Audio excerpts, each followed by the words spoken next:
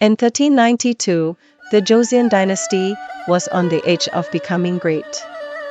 Its lively culture flourished despite political chaos, filled with hopes of wealth and danger. Yet, for Crown Prince Haejin, the future was marked by sadness. Just 6 years old, Haejin's life changed forever. A fierce battle took place by the Han River, where Joseon soldiers fought against the invading Ming dynasty. In the midst of the chaos, Haejin was captured by the Ming general, Liang. His royal clothes made him a valuable prize, a living trophy for the enemy's court. As the years went by, the boy who once represented hope for his people grew up as a hostage, used in the war's power struggles.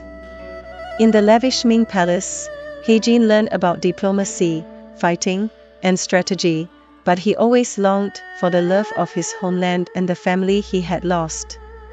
One day, while strolling in the palace gardens, Haejin met Mei-ling, the lively daughter of General Liang. With her sparkling almond-shaped eyes and a laugh that filled the air with joy, Mei-ling enchanted him. She embodied freedom, a wildflower thriving in the strict environment of the court. As time passed, the two young hearts found comfort in each other. They enjoyed secret moments under the cherry trees and shared dreams by the pond lit by the moon. Mei-ling felt the pressure of her father's military success, while Haejin struggled with the weight of his royal background and his desire for his homeland. Their love was delicate, hidden away from the chaos of war. The conflict around them was intense, and their father's expectations were always present. Haejin was a prince of Joseon, tied to his responsibilities, and Mei-ling was the general's daughter who had taken him away. One evening, as the sun set in brilliant reds and golds, Haejin grasped Mei-ling's hand. "We have to find a way to be together, Mei-ling. This war cannot shape our future." Her heart raced, but fear flickered in her eyes. "If my father discovers our love, it could lead to ruin. The Ming would never allow a union between us." "Then we shall elude them," Haejin declared, determination surging through him. "We will escape, and I shall take you home to Joseon." But fate, it seemed, had other plans. A series of devastating battles erupted between the Ming and Joseon forces, each one more brutal than the last. The whispers of war spread like wildfire, engulfing the lands in flames. Haejin was called upon to assist in the strategies of war, his sharp intellect and experience making him an invaluable asset to the Joseon cause. Mei-ling, torn between loyalty to her father and her heart's true desire, found herself caught in a treacherous game. She would often stand on the palace walls at night, gazing into the distance, wondering if Haejin was safe. The longing grew unbearable, as did the weight of her secret. One stormy evening, as the winds howled like a pack of wolves, Mei-ling made her choice. She would confront her father, seeking his blessing to be with Haejin. She knew the risks, but the thought of a life without him was a fate worse than the battles raging outside. "Father," she began, her voice trembling as she entered General Liang's chamber. The general, clad in armor and surrounded by maps of the battlefield, looked up, surprise on his features. "What is it, Mei-ling?" he asked, sensing the tension in her demeanor. "I love Haejin," she confessed, her heart pounding fiercely. "He is a prince of Joseon, but he is also a man of honor and kindness. I wish to marry him." The silence in the room was suffocating. General Liang's eyes narrowed, and his expression hardened. "That boy is a hostage, a tool in our hands. You cannot be serious." "I am," she insisted, her voice gaining strength. "Our love is pure and true. We could unite our families, end this war."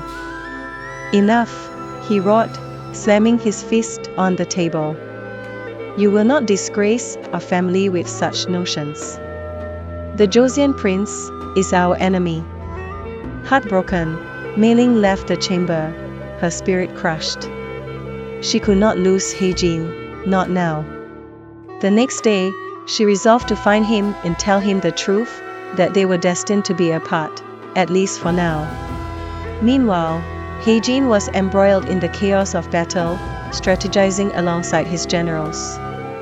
Each clash weighed heavily on his heart, not just for his people, but for the love that felt so far away. He could sense the tides turning, that the end of the war was approaching, but would it bring him closer to Mei Ling or further apart? In the heat of battle, amidst the cries of the wounded and the clash of steel, He-jin fought valiantly, his thoughts consumed by visions of Mei Ling. But as the final battle loomed, a devastating ambush was laid by the Ming forces, and fate struck a cruel blow. He-jin found himself surrounded, captured once more, this time under the command of a ruthless general, who bore no affinity for mercy. As He-jin languished in a dark cell, the cries of war echoing outside, he thought of Mei Ling, of the love that blossomed amidst chaos. Would he ever see her again? Could love truly conquer the darkness that threatened to consume them both? In the palace of the Ming, Mei Ling learned of He-jin's capture. Fear gripped her heart, but she would not let despair take hold. With determination guiding her, she devised a plan to rescue him, knowing that the consequences could be deadly. That night, cloaked in the veil of darkness, Mei Ling slipped away from the palace, her heart pounding as she navigated through the shadows. With the help of loyal allies, she infiltrated the enemy camp, her mind focused solely on He-jin. When she finally reached his cell, the sight of him, disheveled yet resilient, made her heart soar.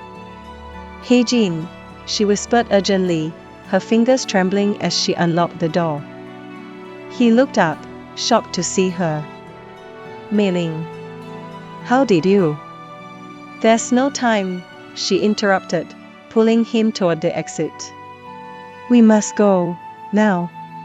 As they fled into the night, the sounds of chaos erupted behind them. The war had not yet ended, and their escape was fraught with danger. With every step, they risked capture, but their love propelled them forward. Just as they reached the edge of the camp, torches flared to life, illuminating the darkness. General Liang appeared, rage boiling in his chest. You will not take him, Mei Ling. Torn between her father and her love, Mei Ling stepped forward, her voice steady. I love He-jin. We will forge our own path, whether you approve or not. In that moment, He-jin took her hand, their fingers entwined like vines, unyielding. Together, we can end this war. General Liang hesitated, caught in the web of loyalty and love. But the cries of battle echoed ever closer, and he could feel the weight of his choices. You both are fools, he finally spat, but something in his heart began to shift. With determination glimmering in their eyes, He-jin and Mei Ling ran, the bond of their love giving them strength. The world around them was chaotic, but in each other's arms, they found solace.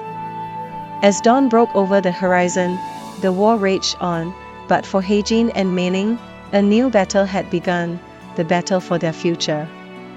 And though the path ahead was fraught with uncertainty, they faced it together, united by love and the hope of peace.